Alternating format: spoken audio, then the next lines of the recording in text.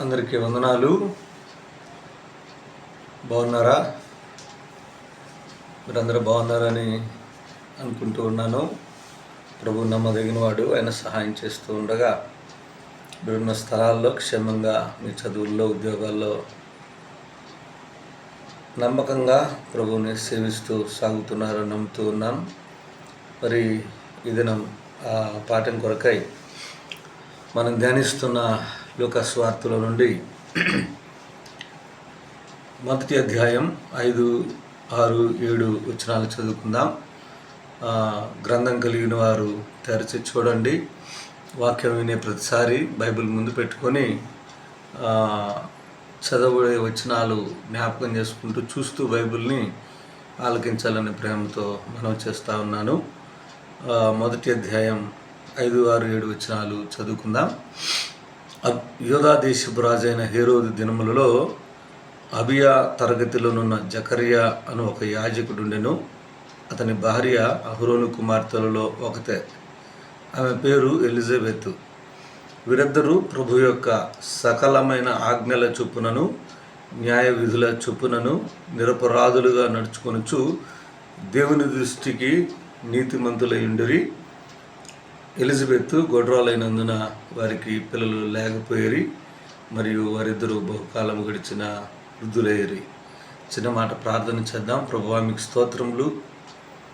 ఈ లేఖనాన్ని చదువుకున్నాం. అందులో ఉన్న సంగతులను మాకు అందించి మాకు ఆత్మీయ క్షేమము, మేలు, నమ్మని వారికి రక్షణ అనుగ్రహించమని మా ప్రభు అయిన క్రీస్తు యేసు పేరట ప్రార్థించి వేడుకొనుచున్నాము తండ్రి. ఆమేన్. మంచిది ప్రియులారా, 3 వచనాలు చదువుకున్నాం. లూకా ప్రభువైన యేసుక్రీస్తు వారిని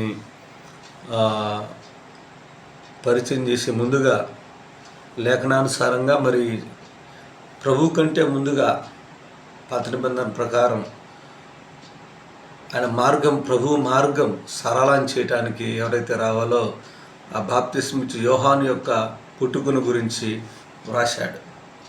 ప్రభు పుట్టుకకు ముందు జరగవలసిన సందర్భాలను తెలియచేస్తూ ఉన్నాడు. ఇక్కడ చరిత్ర ఆధారం చేసుకొని కూడా చెప్తా ఉన్నాడు. లోక సంబంధమైన చరిత్ర, అలాగే పాత నిబంధన సంబంధమైన చరిత్ర కూడా ఈ 3 వచనాల్లో లూకా జ్ఞాపకం చేస్తూ వచ్చాడు. యూదా దేశపు రాజైన హేరోదు దినములలో అన్నాడు.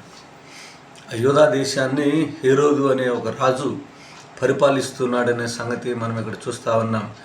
ఇతను క్రీస్తుకు పూర్వం BC 37 నుంచి AD 4 వరకు బహుశా ఆ కాలంలో పరిపాలించాడని మనం చూడగలుగుతూ ఉన్నాం. ఈ వ్యక్తి ఎదోమీయుడు, యూదుడు కాదు. వాస్తవానికి ఇశ్రాయేలు 12 గోత్రాల్లో లేవి గోత్రం యాజకత్వానికి నియమించబడింది. యూదా గోత్రం మరి రాజరికం చేయాలి, ప్రభు కూడా యూదా గోత్రంలోనే జన్మించాలి. కానీ ఇశ్రాయేలులో ఏ 12 గోత్రాలకు చెందినవాడు కాదు ఇతను.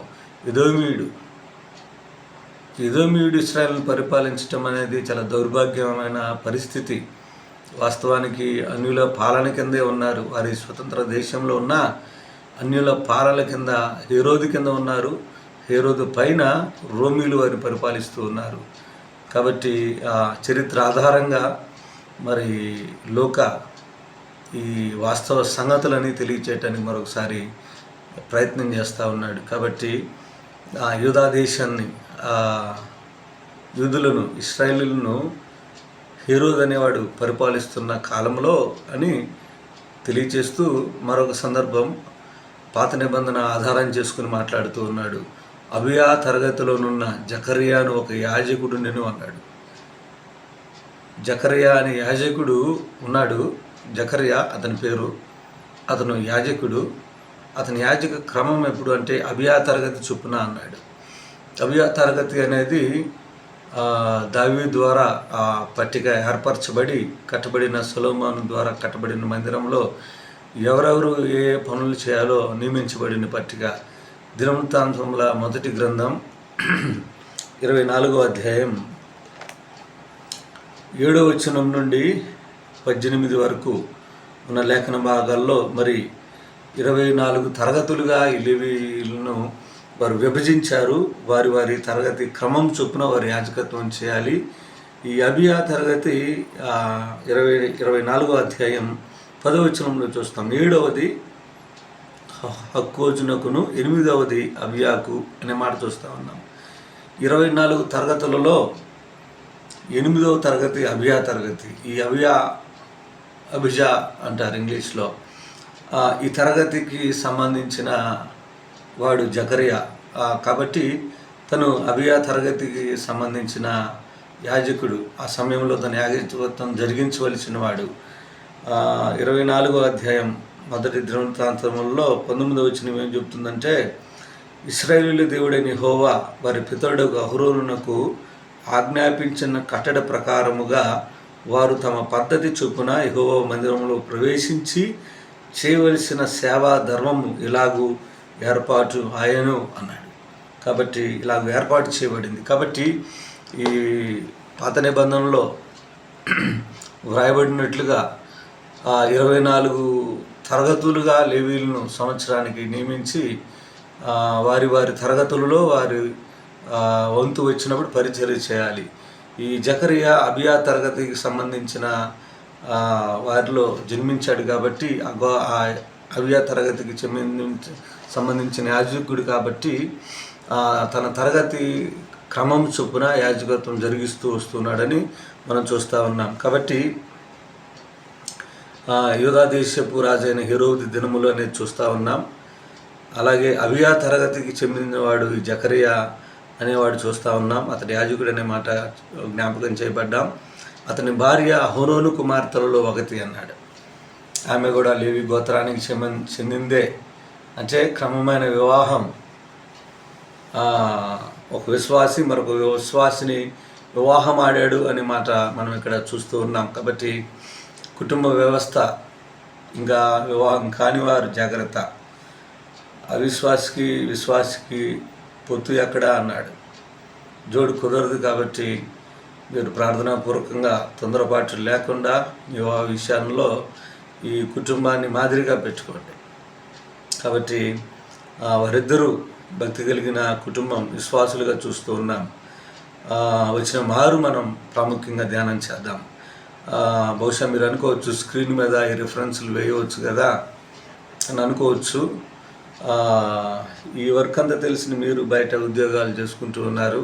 ఇక్కడున్న వారిలో ఎక్కువ మందికి ఈ వర్క్ రాదు. ఒకవేళ వచ్చిన వారు చదువుల్లో బిజీగా ఉన్నారు. కాబట్టి నేను ఎక్కువ క్వాలిటీ వీడియోస్ ఇవ్వలేను, కానీ కంటెంట్ ఉన్న వీడియోస్ మాత్రమే అందించగలుగుతాను. మీకు తెలుసు, మన బ్రదర్ సహవాసాల్లో వాక్యానికి మనం ఎక్కువ ప్రాధాన్యతనిస్తాం. కాబట్టి భవిష్యత్తులో సాధ్యమైతే వీడియో క్వాలిటీ కూడా ఇంప్రూవ్ చేయడానికి ప్రయత్నం చేస్తాను, కానీ కంటెంట్ మనకు ప్రాముఖ్యం. కాబట్టి వాక్యాన్ని నేర్చుకోవడానికి ప్రయత్నం చేయండి. మంచిది. 6వ వచనం చదువుకుందాం. వీరిద్దరూ ప్రభు యొక్క సకలమైన ఆజ్ఞల చొప్పునను న్యాయ విధుల చొప్పునను నిరపరాధులుగా నడుచుకొనుచు దేవుని దృష్టికి నీతిమంతులై ఉండిరి అన్నాడు. వీరిద్దరూ అనే మాట ప్రాముఖ్యమైంది. ఇద్దరు ఏం చేస్తున్నారంటే, ఆత్మ ఇలా చెప్తున్నాడు, ఇలా వ్రాయించాడు. ప్రభు యొక్క దేవుని యొక్క సకలమైన ఆజ్ఞల చొప్పునను న్యాయ విధుల చొప్పునను నిరపరాధులుగా నడుచుకొనుచు దేవుని దృష్టికి నీతిమంతులై ఉండిరి అన్నాడు. ప్రభు యొక్క ఆజ్ఞలను సకలమైన ఆజ్ఞలను అన్నాడు. అన్ని ఆజ్ఞలు అన్నాడు. ఏదో 90 పాటించి 10 విడిచిపెట్టడం కాదు. 99 ధర్మశాస్త్రం ఆజ్ఞలు పాటించి ఒక ఆజ్ఞ మీరినా మనం ధర్మశాస్త్రం అంతా మీరినట్టే అని ధర్మశాస్త్రం చెప్తుంది. కాబట్టి వీరు ఆయన ఆజ్ఞలన్నిటినీ వారు పాటిస్తున్నారు అన్నాడు. సకలమైన ఆజ్ఞలను చొప్పున న్యాయ విధుల చొప్పున నిరపరాధులుగా నడుచుకొనుచు అనే మాట మనం చూస్తూ ఉన్నాం. వారు దేవుని వాక్యాన్ని బట్టి నిరపరాధులు అనే మాట మనం చూస్తున్నాం. నిరపరాధులు ఎలాగైతే ఈ మాటలు వింటున్న నీవు నేను, మరి మనం ఎవరం? అపరాధులమా నిరపరాధులమా? ఆయన ఆజ్ఞలన్నీ వారు పాటిస్తూ ఉన్నారు. ప్రభు యొక్క ఆజ్ఞల చొప్పున అన్నాడు.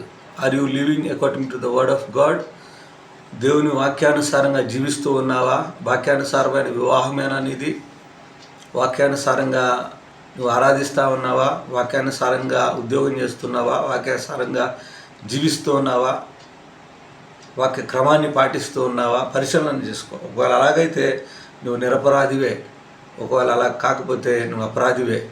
ఆదివారం క్రమంగా రాకుండా వారం మార్చి వారం వచ్చేవాళ్ళు నిరపరాధులు కాదు, వారు అపరాధులు.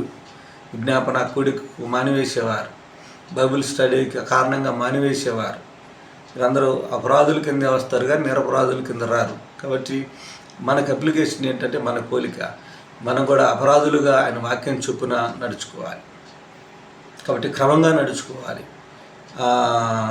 ఒక స్నేహితుడు, ఒక తమ్ముడు 2 రోజుల క్రితం చిన్న కౌన్సిలింగ్ ఇవ్వాల్సి వస్తే ఏది కరెక్టు ఏది కరెక్ట్ కాదు అని ఎవరు డిసైడ్ చేస్తారు, ఏది లీగల్ ఏది ఇల్లీగల్ అని ఎవరు నిర్ణయిస్తారు అంటే, అయ్యా దేవుడు మనుషులకు మానవాళికి అందరికీ ఇదిగో బైబిల్ ఇచ్చాడు. బైబిల్ ప్రకారం ఏది తప్పో ఏది రైటో, ఏది చేయవచ్చో ఏది చేయకూడదో, ఏది లీగలో ఏది ఇల్లీగలో, ఏమి తినవచ్చో ఏం తినకూడదో సమస్తం చెప్పాడు. కాబట్టి నాకైతే దేవుని వాక్యం ప్రకారం ఇది తప్పు, ఇది ఒప్పు, ఇది న్యాయం, ఇది అన్యాయం అని నేను చెప్తాను. అలాగే లా ఆఫ్ ల్యాండ్ అని ఒకటి ఉంటుంది కదా, మన దేశానికి మనకు ఒక చట్టం ఉంది. ఆ చట్టాన్ని మనం పాటించాలి. మానవులందరూ దేవుని చట్టం ఇది. దీని ప్రకారం ఇది మనకి కొలమానం. కాబట్టి నువ్వు దేవుని నమ్మితే ఇది కొలమానం, నమ్మకపోతే నేనేం చేయలేను. నేను నమ్మేవాడిని కాబట్టి కొలమానం ఇది నాకు అని చెప్తున్నాను. కొంతమందికి లోకమంతా చూసి న్యాయాలు డిసైడ్ చేస్తారు, ఏది న్యాయం ఏది అన్యాయం అని. కొలవటానికి కొలబద్ద ఏంటి అంటే బైబిలే కొలబద్ద పిల్లరా. కాబట్టి బైబిల్ ప్రామాణికంగా మనం తీసుకోవాలి. బైబిల్ ప్రకారం మనం జీవిస్తున్నామా, మన బోధ కూడా బైబిల్ ప్రకారంగా ఉన్నదా లేదా మనం పరిశీలన చేసుకోవాలి. కాబట్టి వీరిద్దరూ దేవుని యొక్క ఆజ్ఞల విషయమై నిరపరాధులు అన్నాడు, ఆజ్ఞల చొప్పున నడుచుకొనుచున్నారు అన్నాడు. కాబట్టి ఈ వచనం మనం చూస్తూ ఉంటే మొదటికి అతను గుర్తుకొస్తుంది మనకి. దుష్టుల ఆలోచన చొప్పున నడవక, పాపుల మార్గమున నిలవక, అపహాసకులు కూర్చుండి చోటున కూర్చుండక అన్నాడు కదా. కాబట్టి మనం దేవుని వాక్యాన్ని అనుసరించి జీవించాలి, నడుచుకోవాలి అన్నాడు. కాబట్టి మన నడక ఎలాగున్నది, వాక్యానుసారమైన నడకేనా పరిశీలన చేసుకుందాం. దేవునితో కలిసి నడుస్తున్నామా, వాక్యం ప్రకారం నడుస్తున్నామా, దేవుని పోలి నడుస్తున్నామా, ఒకసారి మనం పరిశీలన చేసుకోవడానికి ప్రయత్నం చేద్దాం. వీరిద్దరూ కలిసి అన్నాడు, చాలా ప్రాముఖ్యమైనది, ఒక్కరు కాదు. చాలాసార్లు భర్త వస్తే భార్య రాదు, భార్య వస్తే భర్త రాడు. భర్త ఆరాధించేవాడు, భార్య ఆరాధించింది. భార్య ఆరాధిస్తుంది దేవునిని, భర్త ఆరాధించడానికి అనర్హుడు, అంటే రక్షణ అనుభవం బాప్తిసం పొందనేవాడుగా ఉంటా ఉన్నాడు. ఇలా ఉండి ఆ ప్రభువుని ఏమని అడుగుతాం? కుటుంబ వ్యవస్థ దేవుడు ఏర్పాటు చేసింది. పురుషుడు తన తల్లిని తన తండ్రిని విడిచి తన భార్యను హత్తుకొనును, వారు ఏక శరీరమై ఉందురు అన్నాడు. కాబట్టి కలిసి జీవించాలి, కలిసి పిల్లలను పెంచాలి, కలిసి ప్రార్థించాలి, కలిసి వాక్యాన్ని ధ్యానించాలి, కలిసి ప్రభుని ఆరాధించాలి. కాబట్టి ఇద్దరు అనేది చాలా ప్రాముఖ్యం. ఇద్దరుగా మీరు మందిరానికి వెళ్తున్నారా, ఒకరిగా వెళ్తున్నారా? ఇద్దరుగా ప్రార్థనలో ఉంటున్నారా, ఒకరిగా ప్రార్థనలో ఉంటున్నారా? అలాగైతే దేవుడు మెచ్చేది కుటుంబంగా నేను కలిపినప్పుడు మీరు ఇద్దరిగానే సమస్తాన్ని చేయాలని, ఏకభావం ఏక తాత్పర్యం అని చెప్పాడు కదా. అలాగే ఇద్దరు కలిసి చేయాలి. ఒకరు ఇలాగ జీవించారని చెప్పటం లేదు. ఇక్కడ ఏం చెప్పాడు? ప్రభు యొక్క ఆజ్ఞలు ఇద్దరు పాటిస్తున్నారు, వాటి చొప్పున నిరపరాధులుగా నడుస్తూ ఉన్నారు అన్నాడు. కాబట్టి అది చాలా ప్రాముఖ్యం. ఇద్దరు అనేది ప్రాముఖ్యం, జ్ఞాపకం పెట్టుకోండి. మాత్రమే కాదు, వచ్చిన ముగింపులో ఏమన్నాడంటే, వీరిద్దరూ ప్రభు యొక్క సకలమైన ఆజ్ఞలను చొప్పునను న్యాయవిధుల చొప్పునను నిరపరాధులుగా నడుచుకొనుచు దేవుని దృష్టికి నీతిమంతులైరి అన్నాడు. నీతిమంతులై ఉండిరి అన్నాడు. ఎవరి దృష్టికి? దేవుని దృష్టికి. The invisible God. మనుషుల దృష్టికి మనం నీతిమంతులుగా కడబడవచ్చు. బైబిల్ పెట్టుకొని మందిరానికి రావటం ద్వారా, తల మీద ముసుగు వేసుకొని కూర్చోవడం ద్వారా, ప్రార్థన చేయటం ద్వారా, చేతిలో బైబిల్ ఉండటం ద్వారా, దాన ధర్మాలు చేయటం ద్వారా నువ్వు మనుషులకు భక్తి కలిగిన వాడివిగా, విశ్వాసివిగా, కనబడవచ్చునేమో కానీ దేవుని దృష్టికి నిరపరాధులుగా ఉండటం, నీతిమంతులుగా ఉండటం చాలా ప్రాముఖ్యం. అది చాలా కష్టతరమైంది. మనుషుల ముందు నటించగలం కానీ దేవుని దృష్టి మనం నటించలేం. 139వ కీర్తనలో దావీదు అన్నట్లుగా నువ్వు నన్ను సమస్తం పరిశీలించి తెలుసుకుని ఉన్నావు అన్నాడు. నేను కూర్చుండడానికి, నేను పరుండి ఉండటానికి తెలిసే ఉన్నది. నీకు ఏది మరుగై ఉన్నది నాయన, నేను చేసే ప్రతిదీ నీకు తెలుసు కదా అన్నాడు. 139వ కీర్తన చదువుకోండి. నీకు చీకటైనా చీకటి కాకుండా ఉంటుంది కదా అన్నాడు. కాబట్టి దేవుని దృష్టికి మనం అనుకూలంగా ఉండటం చాలా ప్రాముఖ్యం. మనం దేవుని మెప్పు కొరకు వాక్యం చెప్తున్నామా, మనుషుల మెప్పు కొరకు వాక్యం చెప్తున్నామా? దేవుని మెప్పు కొరకు ప్రార్థన చేస్తున్నామా, మనుషుల మెప్పు కొరకు ప్రార్థన చేస్తున్నామా? శాస్త్రులు పరిశీలన ప్రభు ఇదే ప్రశ్నించాడు సువార్తలలో. వేషధారులారా అన్నాడు. మనుషుల మెప్పు కొరకు భక్తి చేసేవారు. మనుషుల మెప్పు కొరకు కాదు మనం చేయాల్సింది, దేవుని మెప్పు కొరకై. మన భక్తి అయినా, మన ప్రసంగమైనా, మన పాట అయినా, మన ప్రార్థన అయినా ప్రభు మెప్పు కొరకే మనం ప్రయత్నం చేయాలి, మనుషుల మెప్పు కొరకు కాదు. దేవుని దృష్టికి నీతిమంతుల ఉండుట చాలా ప్రాముఖ్యం. నువ్వు పెద్దల దగ్గర, సేవకుల దగ్గర మంచి మార్కులు కొట్టేయచ్చేమో, నటించి దేవుని దగ్గర నటించడానికి సాధ్యం కాదు. యేసేపు జీవిత చరిత్రను ఈ సంవత్సరం ఆరంభంలో దాదాపు నెలపాటు మనం ధ్యానించాం. యెహోవాకు విరోధంగా ఇటు కార్యం నేను చేయలేనన్నాడు, దుష్కార్యం నేను చేయలేనన్నాడు. కాబట్టి పైన ఉన్న దేవుడు ఏ దిక్కు చూసినా ఎవరు కనపడకపోవచ్చు, కానీ పైన ఒక దిక్కు ఓపెన్, పైనుంచి చూసేవాడు ఉన్నాడు. ఆయన మనకు భయపడాలి, ఆయన మనల్ని నీతిమంతులు అని సర్టిఫికేట్ ఇవ్వాలి. కాబట్టి వీరికి దేవుడు సర్టిఫికేట్ ఇస్తున్నాడు, వారు నీతిమంతులై ఉండిరి అన్నాడు. కాబట్టి ఇది చాలా ప్రాముఖ్యం. దేవుని దృష్టికి మనం నీతిమంతులై ఉండాలి, జ్ఞాపకం పెట్టుకుందాం. అలాగే జీవించడానికి ప్రయత్నం చేద్దాం. 7వ వచనం చదువుకొని మనం ముగించుకుందాం. 7వ వచనం, ఎలిజబెత్ గొడ్రాలైనందున వారికి పిల్లలు లేకపోయిరి, మరియు వారిద్దరు బహుకాలం గడిచిన వృద్ధులు అన్నాడు. వృద్ధులు, పిల్లలు లేరు, సంతానం లేదు, అయినా వృద్ధాప్యం వరకు వారు భక్తిని విడిచిన వారు కారు. ఇది చాలా ప్రాముఖ్యమైన విషయం. కొంతకాలం భక్తి చేసి ఇంత చేసినా దేవుడి సంతానం అయినప్పుడు ఈ భక్తి వ్యర్థం కదా అని విడిచిపెట్టిన వారు కాదు. దేవుడు ఇచ్చినా ఇవ్వకపోయినా దేవుని పట్ల వారి విశ్వాసంలో మార్పు లేదు, దేవుని పరిచర్యలో మార్పు లేదు. వారు నిరపరాధులుగా దేవుని దృష్టిలో జీవించడంలో, ఆజ్ఞలను పాటించే విషయంలో ఎక్కడ మార్పు లేని వ్యక్తులుగా మనం చూస్తూ ఉన్నాం. కొన్నిసార్లు ఇస్తేనే మనం చేస్తాం. 2 ఏళ్ళైంది, 3 ఏళ్ళైంది, 5 ఏళ్ళైంది, 10 ఏళ్ళైంది, ఎంతకాలం రావాలి దేవుని దగ్గరికి? ఆయన ఎవడు? అసలు ఆయన ఇచ్చేవాడు కాదు. ఇలాగ అపనమ్మికలతో, అల్ప విశ్వాసంతో దిగజారిపోయే విశ్వాసులకు ఇది ధైర్యం ఇచ్చే వచ్చిన గుర్తుపెట్టుకోండి. దేవుడు ఇచ్చినా ఇవ్వకపోయినా వారు దేవుని కొరకై జీవిస్తూ ఉన్నారు. అబ్రహాము, శారాలు ఆదికాండంలో కనపడతారు. ఎల్కానా, హన్నా, సమూయేలు మొదటి గ్రంథంలో మనకు కనపడతారు. మనోహ అతని భార్య, సంసోను తల్లిదండ్రులు న్యాయాధిపతుల గ్రంథంలో వారిని మనం చూస్తాం. వారు కూడా వీరు వంటి వారే. కృత నిబంధనలో వీరిని చూస్తూ ఉన్నాం. మాదిరి కలిగిన దంపతులుగా ఇద్దరుగా కలిసి దేవుని పరిచర్య చేస్తూ, దేవుడు ఇవ్వకపోయినా సనుగులు లేకుండా వారు జీవిస్తూ ఉన్నారు. కాబట్టి ఇలాగ జీవించటం అసాధారణమైన భక్తి అని నేను అంటాను. అసాధారణమైన విశ్వాసం కలిగిన వారు. కాబట్టి అసాధారణమైన దంపతులు వీరు. అందుకే వీరి భక్తి అసాధారణమైంది. అందుకే వీరి భక్తిని బట్టి అసాధారణమైన కుమారుడిని ఇచ్చాడు. జాన్ ద బాప్టిస్ట్ దేవుని మార్గం సరళం చేసినవాడు, దేవునికి ముందుగా వచ్చినవాడు, దేవుని మందిరానికి, దేవునికి దూరమైన భ్రష్టులుగా ఉన్న ఇశ్రాయేలు ప్రజలను దేవుని సన్నిధికి నడిపించిన ఒక అద్భుతమైన ప్రవక్త బాప్తిసం ఇచ్చే యోహాను, అతని తల్లిదండ్రులు. కాబట్టి అసాధారణమైన తల్లిదండ్రులు కాబట్టే వారికి దేవుడు అసమానమైన కుమారుడిని దేవుడు అనుగ్రహించాడు. ప్రభువైన యేసుక్రీస్తు వారే యోహాను గురించి మంచి సాక్ష్యం ఇచ్చాడు. ఏమన్నాడంటే, స్త్రీలు కనిన వారిలో యోహాను వంటి వాడు లేడు అన్నాడు. ఎంత గొప్ప సాక్ష్యం గారు, ఎంత గొప్ప సాక్ష్యం.